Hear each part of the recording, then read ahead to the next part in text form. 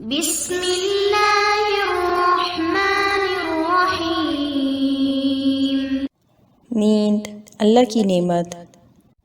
نیند ایک قدرتی ضرورت اور فطرت ہے۔ نہ صرف انسان بلکہ حیوان، چرند، پرند اور کائنات کی ساری مخلوقات کو یہ اللہ تعالیٰ کی عطا کی ہوئی نعمتوں میں سے ایک ہے۔ اس کی اہمیت کا اندازہ یوں لگایا جا سکتا ہے کہ اللہ نے قرآن کریم میں دن اور رات کے سونے کا ذکر فرمایا ہے۔ حضور اکرم صلی اللہ علیہ وآلہ وسلم نے اپنے ساتھی ابن عمر رضی اللہ تعالیٰ عنہ جو کہ پوری رات عبادت کیا کرتے تھے سے فرمایا، اے عمر، عبادت کرو اور ساتھ آرام بھی کرو، کیونکہ تمہارے جسم کا بھی تم پر حق ہے۔ ہمارا دین ایک مکمل باضابطہ حیات ہے۔ اس میں زندگی کے ہر پہلو پہ ہمیں رہنمائی حاصل ہوتی ہے، کیونکہ اللہ سبحانہ تعالیٰ اور اس کے رسول صلی اللہ علیہ وآلہ وسلم نے جو کہہ دیا وہ ہم سے کوئی دلیل نہیں مانگتا، مگر آج میڈیکل سائنس کی تحقیق اس کے فوائد سامنے لا رہی ہے، یا یوں کہنا چاہیے اس سے استفادہ حاصل کر رہی ہے۔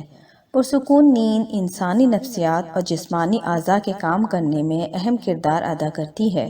انسان خود کو توانا محسوس کرتا ہے اور دن بھر کے سارے کام بخوبی انجام دیتا ہے۔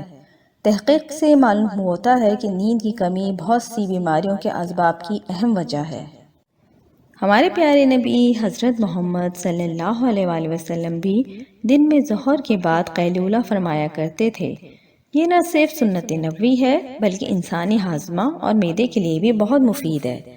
دوپہر کو کچھ دیر کی نیند سونا یا قیلولہ کرنا آپ کی ذہنی صلاحیتوں کو ایک بار پھر بہتر بنانے میں مدد دیتا ہے۔ سائنسی تحقیق کے مطابق دوپہر کا وقت ایسا ہوتا ہے جب لوگوں کے لیے اپنے دفتری کام پر توجہ مرکوز کرنا مشکل ہوتا ہے، جبکہ تخلیقی سوچ بھی زوال کا شکار ہو رہی ہوتی ہے۔ تو اس کا علاج دوپہر کی کچھ دیر کی نیند میں چھپا ہے۔ تحقیق میں بتایا گیا ہے کہ دوپہر کی کچھ دیر کی نیند ذیابیطس، امراض قلب، موٹاپا اور ڈپریشن جیسی بیماریوں کا خطرہ بھی کم کر دیتی ہے۔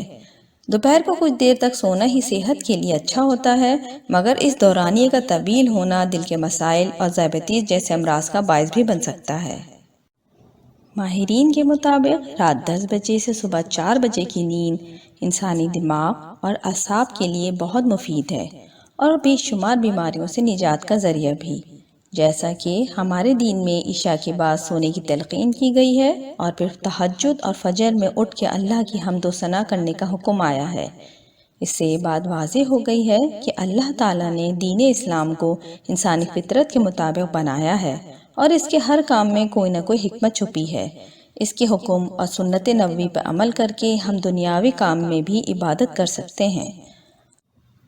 اللہ تعالیٰ قرآن مجید میں فرماتے ہیں، اور اس کی قدرت کی نشانیوں میں تمہارا سونا لیٹنا رات میں اور دن میں، گویا رات کو زیادہ اور دن کو کم، اور اس کی روزی کو تلاش کرنا گویا دن کا زیادہ اور رات کا کم۔ اس میں بھی ان لوگوں کے لیے قدرت کی نشانیاں ہیں جو دلیل کو توجہ سے سنتے ہیں۔